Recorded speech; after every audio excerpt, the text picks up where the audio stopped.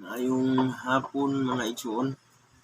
Nalang ko'y i-share ninyo sa maayong balita diri sa Biblia. Nakasulat yun nga maayong balita.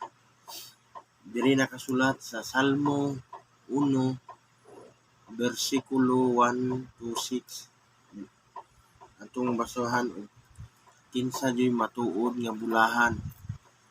Basahon na.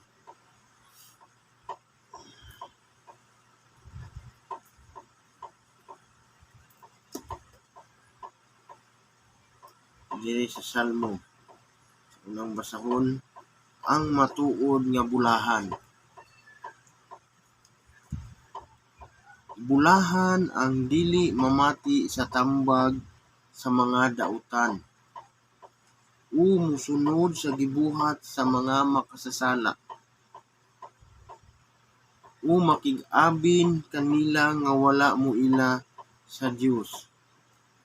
Maoy iyang ikalipay ang pagtuman sa balaod sa Ginoo, ug nagtuon siya niini adlaw ug gabii. Sama siya sa kahoy nga nagtubo daplin sa usa ka sapa, ug mamunga sa timbunga, ug ang dahon niini dili malaya. Sa tanan niyang buhaton siya magmalampuson. Apan dili sama niini ang mga dautan. Sila daw uhot nga mapadpad inig puro sa hangin. Ang mga dautan silutan gayud sa Dios, ug dili itipon sa mga matarong. Bantayan sa Ginoo ang mga matarong, apan kalaglagan ang dangatan sa mga makasasala.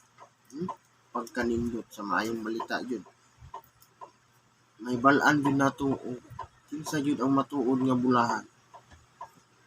Ang matuod nga bulahan ang musubay jud ug musunod sa balaod sa Ginoo.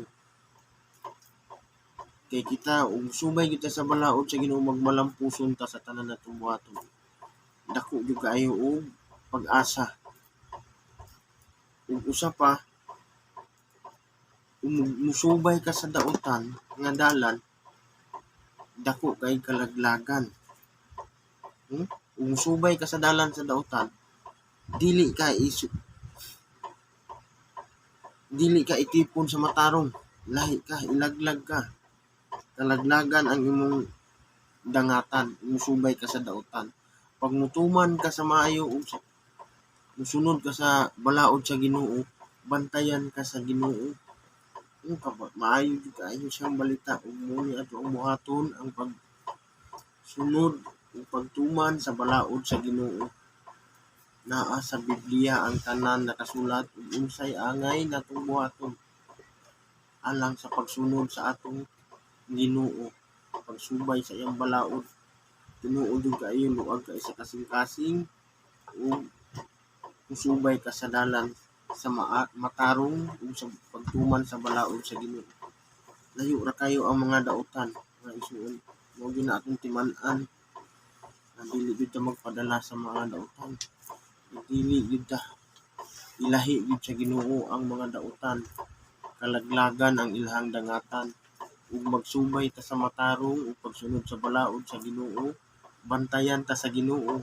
Kung swerte ka ita, kung musubay lang ta sa iyahang gusto, buhaton na to ang iyahang pagtuman sa balaod niya, bantayan ta sa Ginoo. Muni mga igsuon ang atong buhaton sa karon nga panahon.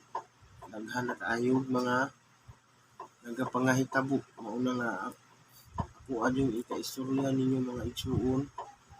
Ang pinakamaayo ang pagsubay sa dalan sa matarong o pagtuman sa balaod sa Ginoo. Ug usa pod ang naatay Biblia sa atong balay, ato ang basahon o panamalandungan. Naa jud nakasulat sa Biblia mga igsuon. Ang tinuod ug unsay angay buhaton, makapamalandong ta mo, makaluag sa tong kasing-kasing na kay mga problema, mabasa nimo dito unsay imong buhaton, makaluwag sa kasing-kasing yun yung mga igsoon. Ani ako ang Biblia, dugay na ni sa kuha, ginabasa na ko ni siya. Muni nga dapat yun dahil natong buhaton, magbasa ta sa maayong balita para makabaluta, mapamalandong. Ang pinakadabis, pagsubay sa dalan sa maayong pagbuhat, sundon ang balaod sa Ginoo. Kay dako kayo og pag-asa o gihatag nga pribilege sa Ginoo nga kita jud bantayan jud ta niya ug magmalampuson ta sa tanan natong buhaton. Kay gibantayan man ta niya, nagsubay man ta sa matarong. Mo sa mga igsoon, tinuod ni nga panghitabo o istorya na naa sa naisulat diri ng mga igsoon atong natong buhaton. Kaluyan ta sa Ginoo. Daghang salamat.